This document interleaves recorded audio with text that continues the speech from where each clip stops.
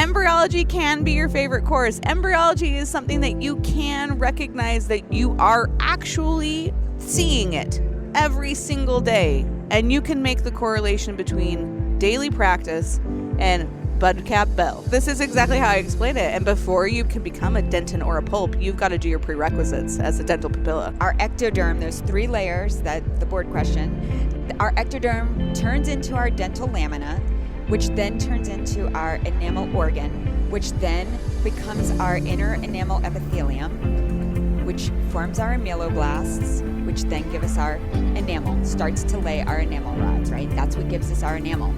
And our enamel organ at that very end ends up becoming our junctional epithelium or our gingival attachment. Yeah, this is a tale, oh yeah, a tale of 2 hygienists. So there might be only one, bringing the best of dental knowledge, and we do it all with ease. We cover oral health and screening, and preventing gum disease. We're gonna do a lot of learning, and have a little bit of fun working at the dentist. A tale of 2 hygienists. Welcome back, everyone, to another episode of A Tale of 2 Hygienists. This is episode number 346. I'm your host, Andrew Johnston, and thank you for making us a part of your day. So lots of things to talk about today, so let's just jump in. First, we have a great show, like always. Today we have Melissa Calhoun and guest co-host / I guess kind of co-presenter as well, Jessica Atkinson from Hygiene Edge. And this episode is going to take you back a little back in time to school, and we're going to do some embryology talk. And then next week, we have some more refreshers on local anesthesia and lots of other things with Alyssa Delgado coming on the show. So be sure you come back for that one. And I'm really loving the people that are coming on the show because you get a great mix of education and fun. I would say all of the people that come on the show over the next couple weeks are really, really fun people. So while, we do the educational and kind of a little bit seriousness on the show, I would love for you to find them on social media, give them a follow. Even better yet, if you can try and hang out with them at a conference, you can see how fun they are and you won't be disappointed. On Friday, we are bringing you a special tip episode in partnership with Dexis Imaging featuring Jordan Reese. September is shaping up to give you all some really great shows. It's going to be a little bit different in how we do it since it's not going to be that interview format. I know I talked about this on a couple podcasts ago, but it's going to be really CE heavy with shows featuring some hand-selected speakers and topics that I think are really going to connect with you. And it's interesting because I feel like I came into dentistry in a weird transition point. The topics that I selected are pretty heavy with technology, and I was just reflecting that like when I first got to my real private practice, we were still using dark rooms, and in school we were using dark rooms too, and we had the little door that goes in a circle to be able to get in and out for like the big classroom. But in my first private practice, we were developing X-rays and mostly paper charting. I know we had some things that we were walking out on the computer, but almost everything was still on paper.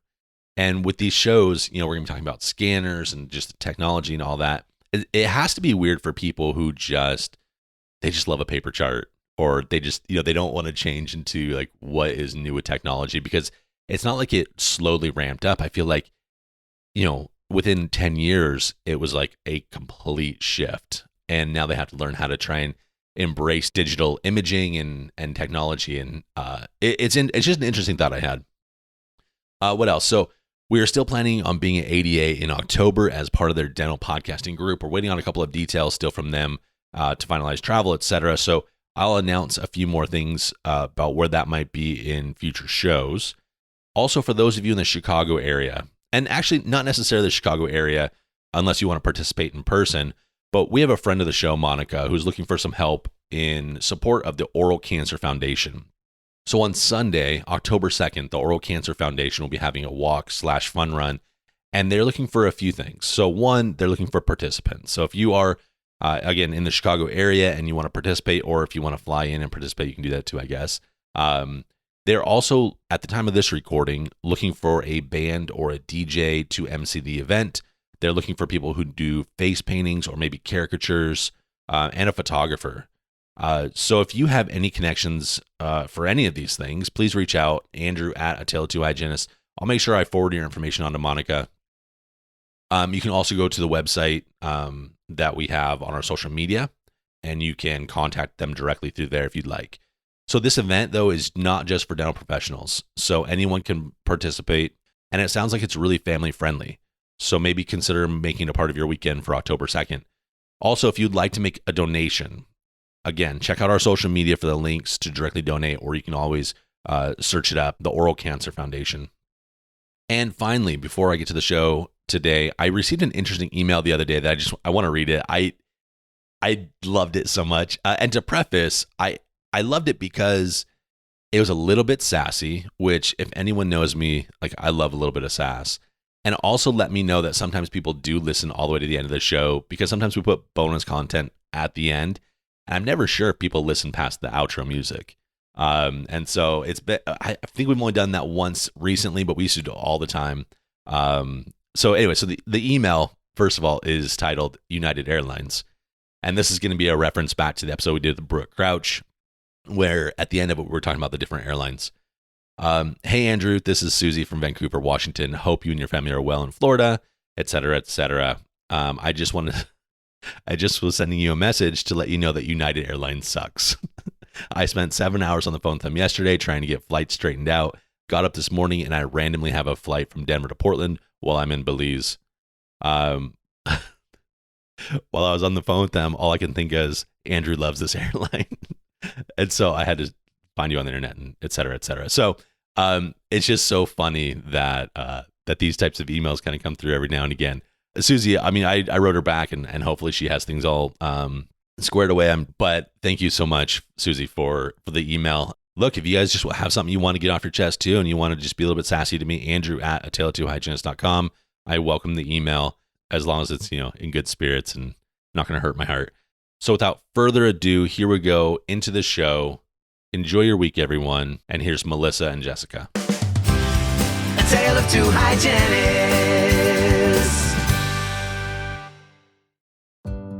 Hey friends, quick pause in the show to remind you about the CE offered for several of our episodes.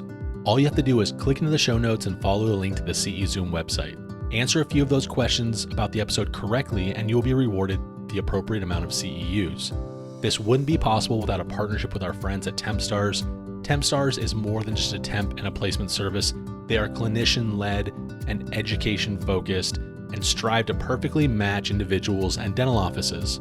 Learn more about Tempstars.com or go back and listen to some of their tip-episodes. They are absolutely worth the listen. And now, back to the show. All right, everyone, welcome to this episode, this interview. I'm really happy to talk about embryology today. No, Hold on, let me try again. Let me try take two on that one. I am really excited for embryology and histology today. I think that's the first time that's ever come out of your mouth. Second, because you said it earlier. Well, here's the thing.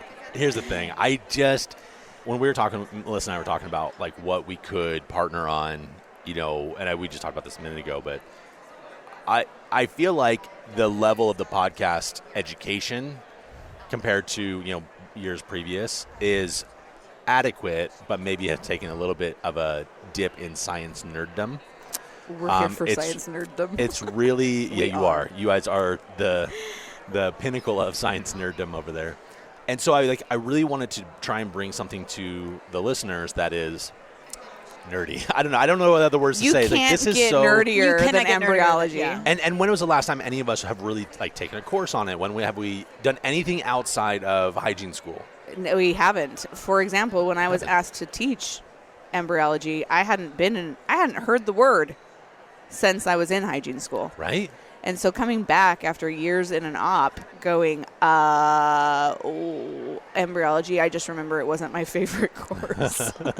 Well, as I said earlier, it was not my favorite course. I enjoyed it, but it wasn't, up there with dental anatomy. But then you turn around and I started teaching it and I just grew this passion for it. And I was telling my girlfriend, do you remember learning about, this and that, the bell stage and the cap stage?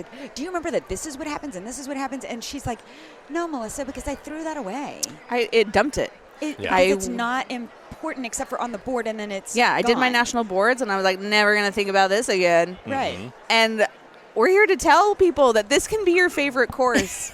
Yes. Embryology can be your favorite course. Embryology is something that you can recognize that you are actually seeing it every single day. And you can make the correlation between daily practice and bud cap bell. That's right. Like, oh, when did this happen? Oh, because I feel like that's such a stretch of that. That's such a declaration to the world that I'm like, No, you okay. can't though. Over this next 30 minutes, we're going to here. see if we can really make that leap. We 'cause- can make this leap. Oh my gosh. We, Okay. I am very committed for hygiene students to recognize that everything they learn in school does have a clinical application. Because so often, it's kind of like the old math thing that you'd say, when am I ever going to use this? Mm-hmm.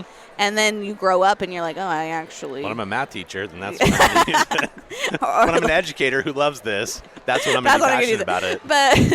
But you do use math every day. You just don't recognize that that's what you're doing. And I think that's the same with embryology. You do see the things that are direct correlations to embryology in your daily practice. You're just not making that cognitive connection. Yeah. Right.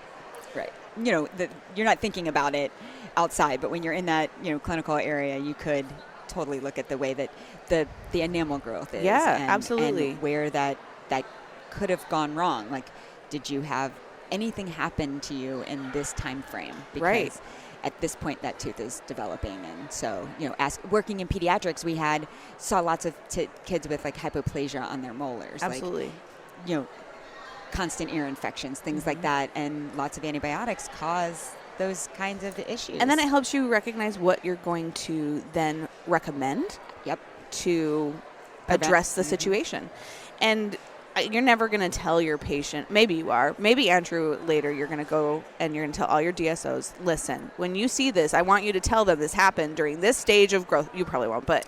It's a big stretch there, buddy. Big stretch. Well, but... what I want to drive home is even though you're not going to, with a patient, say, this happened when you were 6 weeks in utero, your heart started to beat at 4 weeks in utero, just to let you know. You may not say that. However, the fact that you do know these things, the fact that you did put in the work and the time in your embryology course makes you a better clinician.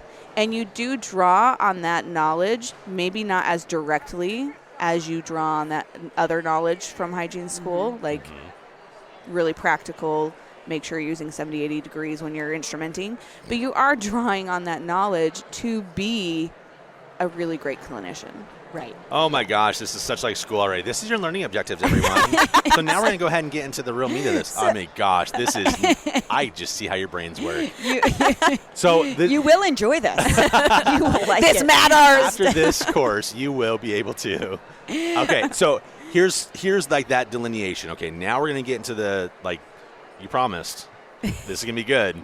Now let's get into the science. Let's do that refresher of what we learned already once before. Right. And this will be great for clinicians that have been in practice for 20 years, and this will be great for those clinicians that are getting ready to sit for their board exams. Absolutely. Put this on repeat. Yes. Query. Will this be great for educators that might be able to use this as part of a teaching tool in their programs? Absolutely. Link All this right. in your LMS system, man. Put this in your module. Put this in that module as a, like, listen and, and ask questions afterwards. Your students always ask you for recorded PowerPoints. Always. There you and go. If you don't want to do that, just give them this podcast. Just give them this podcast. So we, if we're going to jump right in, right? The odontogenesis is that development of the teeth. That's what we know it as. That's the nerdy term, as Andrew would call it, I'm sure. And those stages, they have a beginning and an end, but not every patient is the same. In fact, I got a call from my sister-in-law the other day and was like, my 10-month-old doesn't have teeth yet. And I'm like, she's on her own term. Like, just let it, like, don't freak out. Don't go call the dentist. There's a time where you should do that. But, like, every kid has they crawl differently. Their teeth develop differently as well. So there is a roundabout, an average, but it's not always to the dot, right? So, I love talking a little bit about that, the three real main parts of the odontogenesis. You have that ectoderm, which eventually turns into the enamel. You have the basement membrane, which then turns into your DEJ, and then you have your mesoderm that, kind of turns into your ectomesenchyme, and then, not kind of, it does, and then into your pulp, into your dentin, right? So those are board questions, by the way. Those are serious board questions. If there's an asterisk right there, that's, yeah. Good call, Jess. Those are definitely board questions on what those three things go to. So, we'll kick it off with the initiation stage. And that happens generally between that 6th and 7th week in utero. The way enamel is formed, it goes through many stages. And throughout the process of development, it's named something different at every stage, which can get a bit confusing. So I'll wrap that up at the end to kind of, because I have tie a little bow on it and send you away with this knowledge, right? So in that initiation stage, that ectoderm lines the stomadeum that has already been made, right? And then the epithelium gives rise to that dental lamina. And then that's where we go into that bud stage. Am I doing okay so far? You're doing so great. I am. How do you feel about this? I am enthralled about bud. I feel the passion about the bud stage. We're getting there. The bud stage is when proliferation happens. And it happens in all of the different stages, but that's and where remember that proliferation is pro-life. It's growing. It's growing. Proliferation is a fancy word for growth. Thank you. So at 6th, 7th week is that initiation stage. We were moving into that 8th week where the bud stage happens. That dental lamina that was originally the ectoderm turns in and grows into I wish you could see my hands, but you can't. It grows into, that mesenchyme tissue, and then it forms those 20 distinct teeth. That looks like a bud. It looks like a little bud because it goes inward into the... If you would have said audially, when she talks about it growing, the best way to think about it is if it is a maxillary tooth, because then it's flipped upside down, so it's like a little bud of a rose. It starts to proliferate and grow, and it creates looks like a bud, or if it's on the mandibular, it looks like a teardrop. But it actually visually looks like a bud. Visually looks you like a bud. You can draw that if you're sitting at your kitchen table. You sure could. And it's so you get those 20, and ironically enough, that's those 20 little buds turn into our primary dentition. And so then we move from, that little bud stage into the cap stage. So with the cap stage, that begins between that 9th and 10th week, like I said. Your dental lamina, remember that came from your ectoderm, and it goes into your dental lamina in that bud stage. That dental lamina now turns into what is called the enamel organ. That enamel organ kind of surround, is where that little tooth starts to be made, right? But then you have your dental papilla, which forms from the connective tissue, which is the ectomesenchyme, and then it produces the dental pulp. So dental papilla turns into the dentin and the pulp. So I like that. The DP. Yeah, the DP. That dental papilla, remember that, another board question, that dental papilla turns into dentin and pulp. So the bud is getting bigger, and it turns into a little sac. And it's getting bigger because it's proliferating. Yeah. That's a word. It's growing. And I love how you're talking about what differentiation means, is that these cells are now deciding, I'm going to differentiate myself as the dental papilla. Right. I'm going to become the dental papilla. I've made my choice. It's like making life choices. Yes, like this is what I'm going to be. From this dental papilla, and one day I am going to be the dentin, and you can be part of the pulp. That's exactly what they're doing. They're making life choices here. Life choices. You may sound like two buddies going off to college. Like, I'm going over here. You're going to go to college over there. This is how I explain it. We might see each other a little bit later. Right. We'll match back up later. This is exactly how I explain it. And before you can become a dentin or a pulp, you've got to do your prerequisites as a dental papilla. As a dental papilla. Oh, I love it. You got to do it. Love it. Love it. See, I love learning. I would have learned differently, I think, with both of you as educators, by the way. We had, she was from the science department. It wasn't dental. And so when we got into the dental part of it, I think she might have been out of her depth a little bit. She didn't have cool analogies and things for me to think about. I have students draw. When I explained it looks like a bud, it's because I'm with the students saying, we're going to draw a little flower. It looks like a bud. You would have loved. I would have learned. I love that might be a stretch, but that is I would actually have fair. learned for sure. A lot of students are like, you are off the rocker. I taught these courses, when I taught these, it was virtual. Oof. So I would try to use whiteboard and things like that to show and to draw these things. And I feel like it was so lost in translation in some of this. But, maybe my students that learned from me will get, if they're listening, they will be like, oh, Ms. Calhoun, yes. They will definitely. When you can make it the most ridiculous, yes, then you will remember it. Correct. If you can create a story around it, two buddies going to college, Andrew, they got to do their prereqs as dental. They have to be that dental papilla first, yes. and then they can go be dentin and pulp, depending on which road they take. That's right. Right, where they differentiate. And my favorite is the students are like, how'd they decide? I'm like, I don't know. That is their decision. I am not. I'm not going to force them. I'm not going to force them making that decision. I don't know who influenced them, but that was their own personal decision that they were going to be the dentin, they were going to be the pulp. That was their own thing. So one of the things that I will totally take from Katrina Sanders, who I teach for her board prep, this next step in the CAP stage is the dental sac. So you have your dental lamina that's about to turn into your enamel organ, your dental papilla that's going to turn into your dentin and your pulp, and then you have this sac that surrounds it. That dental sac ends up becoming the periodontal ligament. It becomes the alveolar bone and the cementum. All of your support through college. All of your support through college. All these decisions. Yes. This is your support system. Yes. And she said, one of the things that she says is pack the sac. The sac becomes the PDL, the periodontal ligament, the alveolar bone, and the cementum. So I have to give credit to her for that. You got to pack that sac. Got to pack that sac when you go to college. Got to have that support. Man, we are nailing this. Yep, you're nailing it. This is great. I wish we would have done video on this one.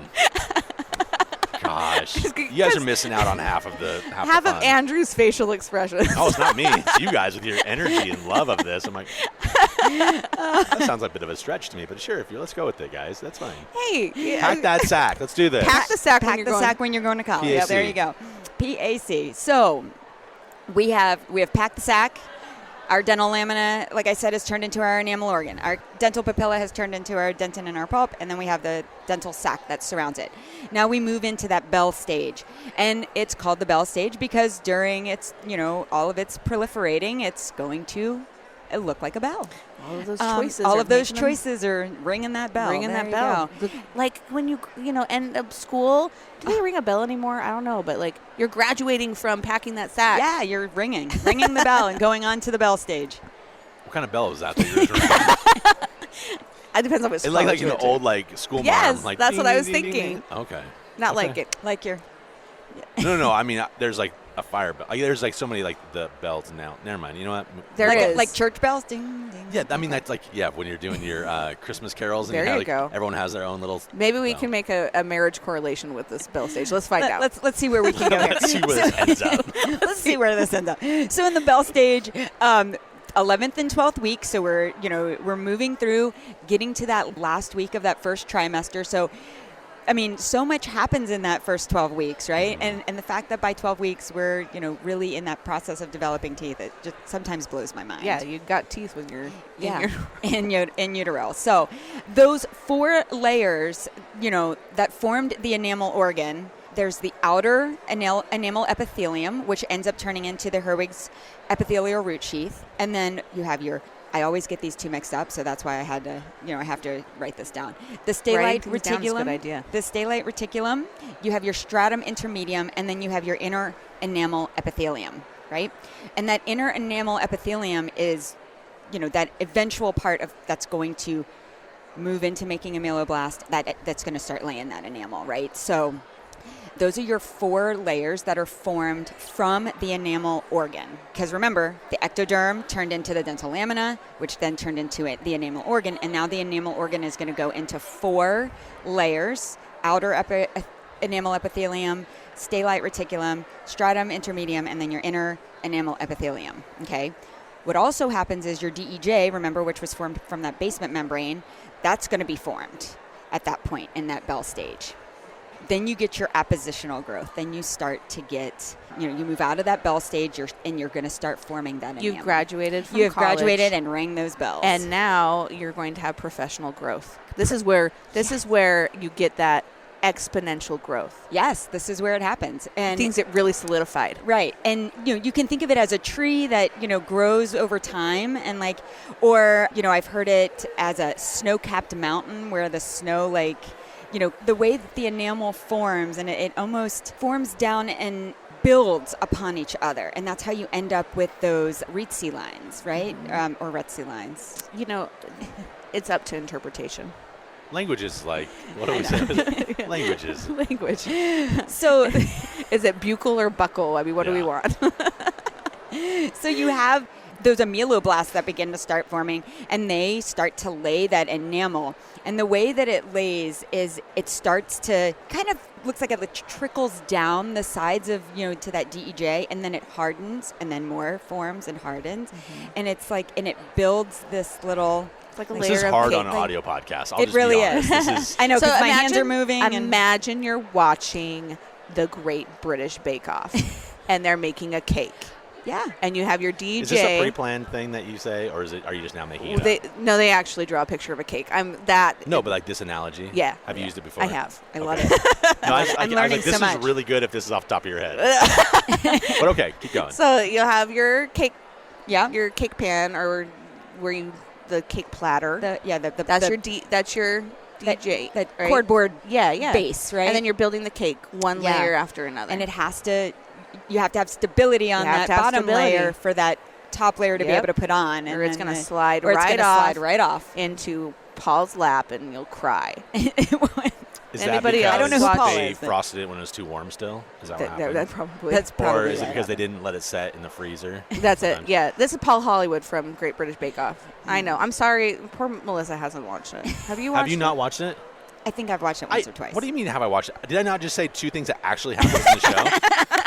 It happens a lot. Okay. I thought maybe you were a closet baker. I don't know. No. I mean, Allison and the kids watch it, and It's the best. don't hate it. I Now see it in the there is a backgrounds. direct correlation to how teeth grow. So now you might be watching it with more now you might interest. ruin it A even little bit more, and she's going to ruin it even more. So we've got our layers happening. So you end up getting the enamel lays, and the crown of that tooth is fully developed before you start to get the root development to happen, right? So then once that crown is developed and that root starts to develop, then, which the root is developed from the Herwig's root sheath, that's how that comes down off of that outer enamel epithelium. And so it comes, it starts to form down, and when your root is about 50% developed, that's when you start to get eruption. And then it continues to grow. The root is not fully developed when eruption happens, and then for the next 1 to 4 years, it continues to grow until it's And depending on developed. the tooth, that can be years and years and years and years and years and years and years and years and years. And if we know about I just said the word separation, which is not the word I want. Yeah. It's all right. Supra eruption. Don't get any pus in there. That would be a Nope. bad idea. That would be a bad idea. You know what's funny is we were going to edit that part out, but now that you made a joke, now that has to stay in. Gotta stay in. Now that we have separation. We have separation. We have supra eruption. That process continues. Right. If you don't have something to stop that process, which is your opposite arch, Yep. it'll just keep going. That's why we get that. That's why we get those super erupt teeth, because of the nothing to occlude to. So Your teeth are heck bent on just growing forever. yeah, they want to constantly move. I tell patients all the time they're in passive eruption. They just want to move all the time. They want to. Just keep on going. They just want to keep going. Has anyone, not that I'm saying that you guys are liars, No. but has anyone actually really studied that and said, not just like a little bit of super eruption, but I'm like, let's prop someone's mouth open and just see how far we can get this tooth to go. If anyone wants to volunteer for that a life, seems quite a of- claim you both made, and I'm like, I I agree that there is somebody that's listening to this that is smarter than me, And smarter than all please- of us combined. Yeah, so We have great please, listeners. so please jump in if you have any information about this. And the- where can they email you at? 'Cause I don't They want those can- emails. Darn, I was going to say you can leave a You can email Andrew comment about it. It's on like the, an Apple Podcast review. Andrew, this is what it This is. is- because I haven't read anything from my current knowledge base is those teeth will continue to move, That's and that's my current knowledge base. Somebody teach me. Well, just like if the tooth fully forms and doesn't erupt, it will not erupt anymore. Like in certain situations, like I had a patient the other day who's 11 and 6. 11 and 6 are still, fully developed in the jaw. I mean, without orthodontics, it's not going to come in anywhere. So there is more here than my general or flippant remark that teeth just want to erupt. Yeah. I do recognize that with appositional growth, your teeth will grow until they meet a buddy. Yes. And so this is an ideal. But do we know something about humans? We are less than ideal. well, they won't. I should. brand they, new information. They won't continue to grow. They will continue to move. I think it's the word So maybe we're that's the using. word we're using. So Language. the Freaking language. I know. So the root will close at a year to 4 years after the tooth erupts. But the tooth itself can still move, but it doesn't. It's not like the root The becomes. root, yeah. The root is long not. tooth. Yeah, no. The root does not. doesn't keep on growing. Yeah. Getting long So in the it tooth. continues to grow. It stops growing. It just continues to. It can continue to erupt with no. I love a occlusion. life of lifelong learning here. I know. You know what's interesting? You guys all watched Scrubs before? Well, Melissa, Yes. I don't. Oh, you have watched the show? Okay. I know. It's like anytime someone says something like this whole thing, like this imagination goes about this one tooth. Yeah. And I'm sorry that I derailed this whole entire really No. good educational show with my stupid comments because that's It's what not- happened when you said it. I went into my own little world. But this is what we And it was want, and beautiful. this is what we want in life, to recognize that while Melissa and I have taught this before, I will say for myself, I am not an embryologist. No, I'm not either. I'm not. I'm Yeah, not no, an no, no. embryologist. I have not committed my life's work to understanding this topic to the nth degree, right? Right. What I do know is I do know the basic building blocks for teeth. Yes. And I do know what I've experienced, and I do know that I am open to learning more. And for any of you listening to this podcast thinking, I, never use embryology in my clinical experience, you're going to find out that you actually use this knowledge to be the best that you can be, and there's always more to learn. There's always more to learn. So Right. you smarty embryologists out there, please tune in. You Amen. can send Melissa and I an email. There you go. Yes. You don't have to send it to Andrew. Thank you. I guess I'll let him put it in the show notes where you can find me. We also want your personal cell phone number. Okay, that's not going to happen. No. I don't teach embryology anymore. I don't need anyone calling me. That's right. I got enough emails about it. So to kind of finish this off, like I said, I was going to try to tie it up in a pretty little bow here.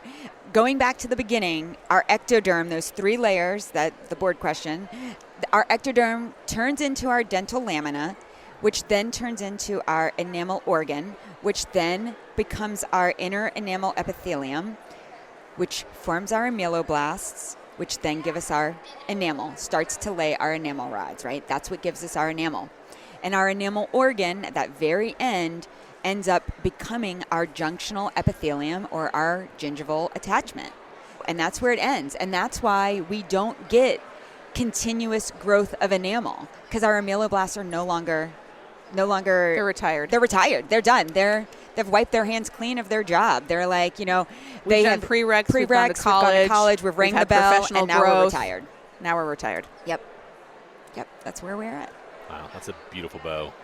I love that. So there you go. Well, thank you. Thank you for being on. Thank you both. This has been honestly the most entertaining session of school that I've ever been in. We should pair up. Do this, Yeah. do this some Totally more, do Jess. that. Let's do Do it. some more podcasting on Do on some more this. embryology facts. There you go. Yeah. facts of embryology. But this is, like I said, I think this will be great for a good refresher for seasoned clinicians as well as our students. I mean, and for the embryologists out there to help us with the fact on right. And if you our have growth more theory. answers, if you have more things, our movement theory. yeah, on growth of teeth, you got more information. Why they keep please moving? Come on out. Well, thank you so much. You're welcome. Thank you for having me. It's been a pleasure.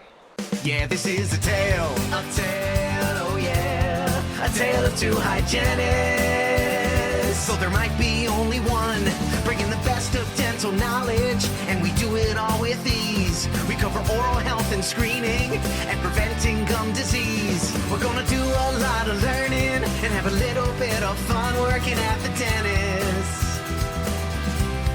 A tale of two hygienists.